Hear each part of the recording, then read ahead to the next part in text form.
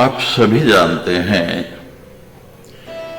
मेघनाथ की शक्ति लगी और लक्ष्मण जी मूर्छित हो गए।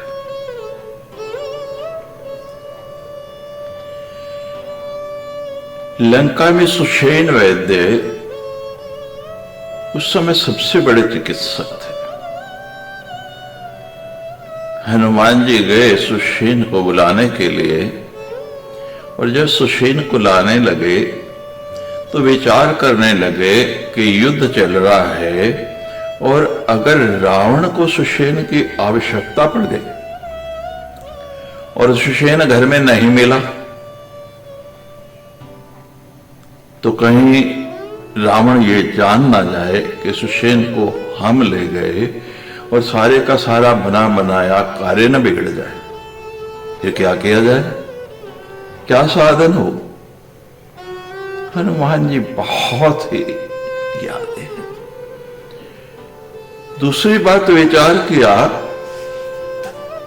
कि कोई दवा जरूरत पड़ जाए, कोई उपकरण जरूरत पड़ जाए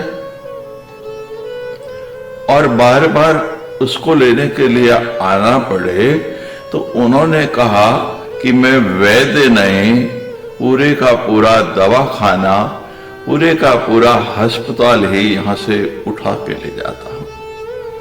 उन्होंने घर के समेत सुषेण को उसके घर के समेत उठा लिया और ले जाके जहां लक्ष्मण मूर्छित पड़ा था वहां पहुंच गए। सुषेण ने जब लक्ष्मण जी को देखा, सारी स्थिति जानी, तो कहा कि कुछ समय के लिए प्राण बचे हैं और एकमात्र साधन है कि यदि प्रातः काल से पहले, भोर होने से पहले संजीवनी औषधि आ जाए तो लक्ष्मण के प्राण बच सकते हैं, वो जीवित हो सकता है। संजीवनी कहां मिलेगी, बता दिया, द्रोणागिरी पर्वत पर। लाएगा कौन इतने दूर। हनुमान जी ने कहा कि मैं जाता हूं। औषधि की पहचान पूछी और हनुमान जी चल पड़े। औषधि लेने के लिए निकल गए और जब वहां पर्वत पर पहुंचे तो 4 औषधियां बताई थी सुषेण ने, मृत संजीवनी, सावर्ण्यकारिणी, विशाल्यकारिणी और संधानकारिणी। ये चारों की चारों जड़ी बूटियां वहां से गायब हो गई। चारों में से एक भी नजर नहीं आ रही है, सब छिप गई। हनुमान जी ने सोचा कि कहीं विलंब ना हो जाए, कहीं देर ना हो जाए, पहले सुषेण को उसके औषधालय के सहित उसके पूरे के पूरे हॉस्पिटल के साथ उठा के लाए थे।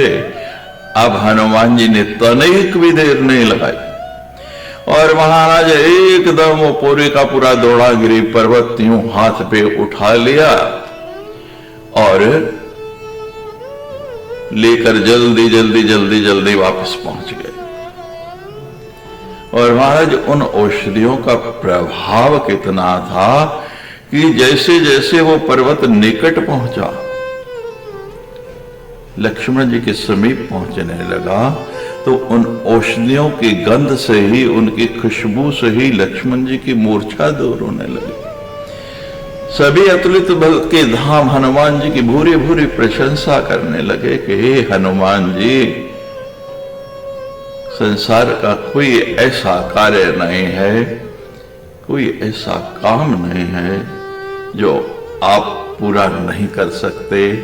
आपके लिए कोई भी कार्य कठिन नहीं है। और हनुमान जी के लिए क्यों कठिन नहीं है? उनको एक ही भरोसा है, एक ही विश्वास है कि भगवान राम का हाथ मेरे सिर पर है, तो फिर सफलता क्यों नहीं मिलेगी। हमारे विश्वास में कमी रह जाती है, हमारा विश्वास डोलने लगता है। हम विचलित होने लगते हैं और इसी कारण हमें मनोवांछित सफलता नहीं मिलती है।